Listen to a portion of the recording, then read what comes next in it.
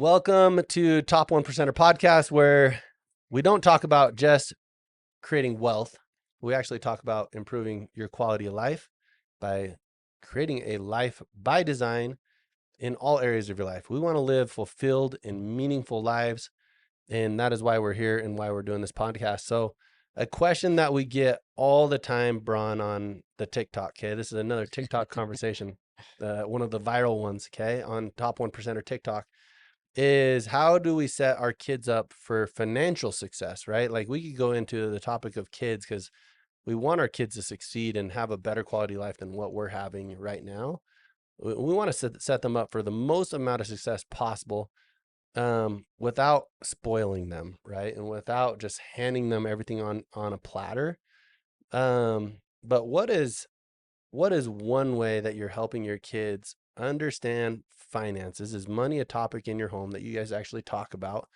And then what are you doing to prepare for like college for your kids and putting your money away for weddings and putting money away for different things in So life? you What are you mean doing? they do go to college? Well, that's a topic, right? That's That another that conversation. yeah, that would be a good one to talk That'd be about. a whole nother podcast. Yeah.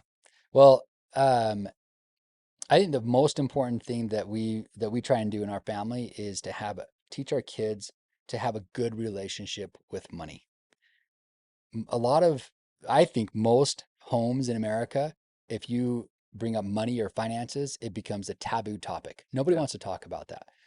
And and that's a lot of times it's because they're not the parents weren't taught about money. They've made some poor decisions about money, and I have made poor decisions with money as well. Mhm. But because of that, they don't want to talk about it. And if you don't know a topic very well, you don't want to talk about it.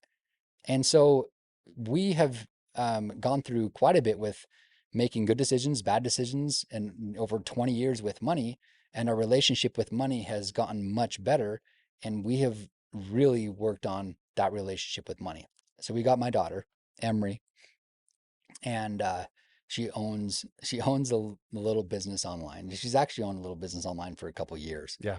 And one of the things that she wanted was to help. She's like, hey, I need I think it's some beads or some yarn. I don't remember what. She makes necklaces and things like that, and then sells them online. But she wanted us to supply the beads, and because she didn't have any money, and that was an awesome lesson to teach her that you don't get something for nothing.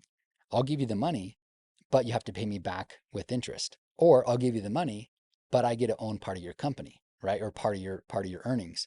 And this was at probably 12 years old that I we love started that. talking about this. Yeah. And it's ultimately, I mean, she's not making like gobs of money, but she has quite a bit set up. We told her we would match anything she can save when she's 18 years old. So as much as money is in her bank account, we'll match it when she's 18. Again, to have a good relationship about money, saving, and the importance of saving and having an emergency fund and so on. I just don't think people talk about money enough, good or bad. I don't think they talk about it enough Yeah. in the home.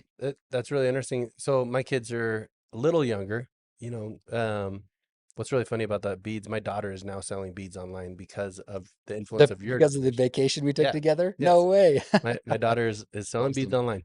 Um, but in our home, we talk about the cost of things all the time. My son wants a new baseball bat. They're $350, right? Like, could I just go buy him a bat? Yes, I could. That would create a spoiled kid though. Like, here's your bat, right? Like it's a new weekend, let's go get a bat. I want him to understand that you have to work for something, right? And so I'll either give my kids tasks to do, like pull a certain amount of weeds for, a commission or for an earning, like you get X amount of commission per this. But in our home, we use pages as a form of currency, right? And learning and reading, right? My kids are homeschooled, so they're home a lot. They're around technology, they're around things that they could do a ton. But I try to distract my kids and I try to get my kids to understand the cost of things. Like they can't go earn money all the time right now and buy the things that they want or things that they need. But if my son wants a new pair of shoes or whatever, I'll say, okay, those shoes cost $100, right? And I'll talk to him about what that actually costs in the real world to go get and go make.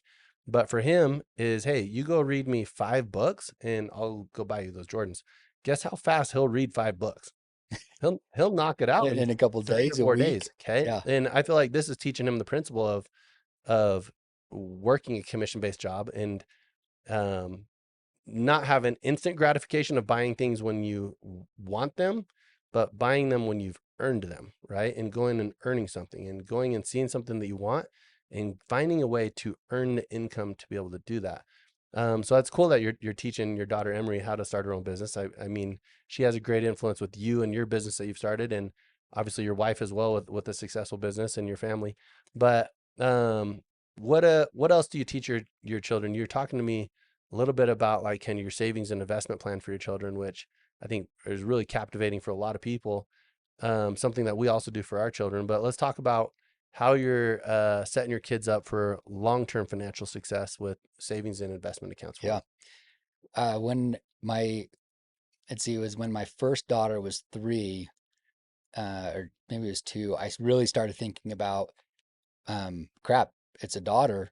I got to pay for a wedding, Mm-hmm. right? It's like, that's my responsibility to pay for a wedding. Yeah. And this wasn't, she was young. We were young. We were new. It's not like we were making the type of money we are, like we are now back then. And I committed to put $1,000 every year on each kid's birthday. So for her, it was a little bit hard. I had to put $3,000 in because she was 3, right? But then every kid, when they're born, and then so on and so forth, so that when they were 18 years old, there would be $18,000 in there to pay for a wedding, or maybe it's college, or maybe maybe they want to serve a church mission. Whatever it is, I wanted to make sure that I wasn't caught with my pants down when they were 18 years Yeah. old, right? And then as time moved on, and So first of all, where do you put that money? Just in a savings account with a oh, CD, 1% interest? Like what do you? no, so what we actually do is, well, I didn't at the time. At the time, yeah, I just opened a bank account and Just a put, savings account? yeah, I didn't know what to do. Yeah. Again, I was ignorant with money. I didn't understand these things. Yeah. As time progressed, and as we were looking on strategy on taxes, I was educated a little bit more further about a family management plan, which is basically we can take our kids and have them be employed by our business and then pay them up to $12,800 a year for tasks that they're doing within the business to operate. And then that becomes a business expense, which is great. But when we do that, that goes into an account that we have a money manager who manages, and we're, well, thankfully we've been doing about 7 or 8% on that money over a long period of time. But the principle is the same, Yeah. right? The principle is the same. Is I think it's smart as parents to make sure that we're doing everything we can for our kids. Now, our kids don't know about this. Our Yeah. kids have no idea. Don't listen to this, kids. But they don't know about it. And so, because this is just a good principle that I think we should have as good stewards, to make sure that we are doing what we can in case something happens with our children when they are old enough, that things are taken care of. Uh, Right or wrong, I don't know. The tax advantages are nice now, but the principle when we started, I felt like it was the right thing to do. It is. A big part of financial literacy is not only learning how to increase your income, but also how to protect those assets and protect your livelihood in worst case scenarios, right? And that is through insurance that you can buy, but also planning for these types of things. Like you have daughters and you're gonna be paying for multiple weddings. You Yeah. know you have sons and you're gonna have honeymoons. You have cars you're gonna have to pay for these kids, and school that maybe if they go to college that you're gonna have to pay for, and you know Oh, you're right now, what my wife and I are talking about, because mhm, with the way houses are, like, how are they going to get into a house right now? it's gonna be hard Fortunately, we've been doing this for so long, and we've been able to make good returns on some of this.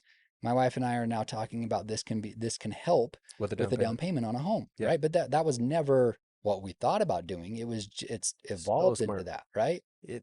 If we're on track for what the real estate market could be in another 10 years when our kids are in their mid 20s and looking to buy their first home, if home inflations keeps going up the way we're thinking it's going to go, a $400,000 home is going to be $700,000. They're not going to be able to afford 20% down How are in their they 20s, affording it now? right? No, it's crazy. So if you put this money away now from the ages of 1 or you started at 3 years old, but if you start planning now, putting a little bit of money away and growing it at 7-8% and letting that money compound for the next 18 to 20, 25 years, your kids will have a gift from you one day to help them get a down payment with their first home and helping them be homeowners and actually realize that dream of being homeowners, where we are moving to a rental nation, right? That's what they Yeah. want us to be, is a rental nation where the government and these big companies own all the real estate properties, and our kids won't be able to be it. So I love that you're thinking about your kids' financial success in the future. You're planning for it. I think all of us want our kids to be set up better than what we've had it, but we don't want to spoil I them. think that's Right? that's the key, is finding a way not to spoil them. We did which if you, I think would be so fun for anybody to go do as an activity for your kids. But we were sitting around the table one evening. My daughter had her friend there, and I had I don't know what it was. But I was reminded about the principle of compound interest and the compound effect with when your money is sitting over time, gaining a 7% interest, whatever it is.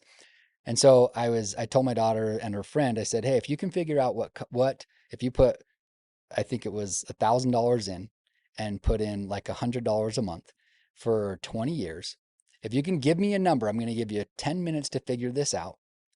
I'll give each of you $100. And they were scrambling for like 10 minutes to figure Do out the math of the compound a effect. compound interest. Yeah.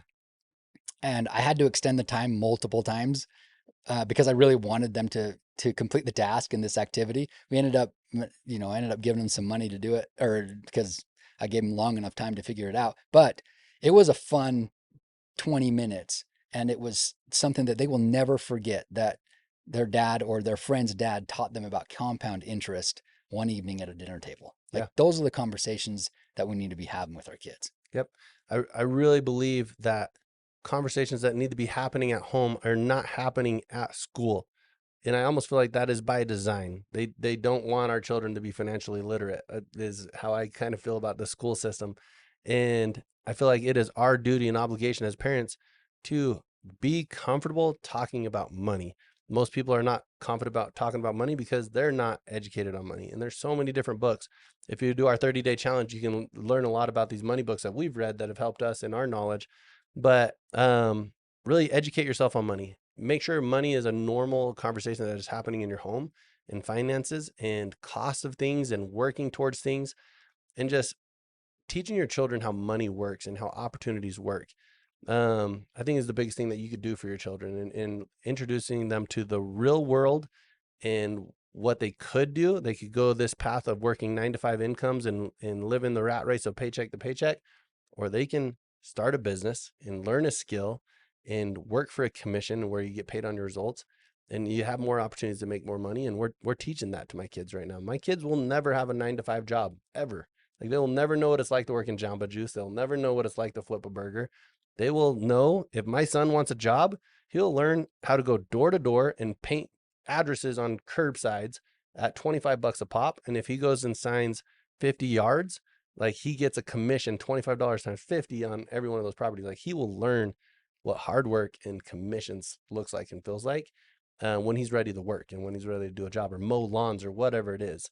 Money is always going to follow value. Your Mhm. son goes and creates enough value for someone else by painting someone in someone's yard, they're always going to pay him. Money is always going to or follow the value that's created. Yep. So make sure you're talking about this subject in your homes. Let's work on getting better at that. Thank you, Bron, for your answer on this question. That's a hot topic on TikTok. Come back for some more hot topics.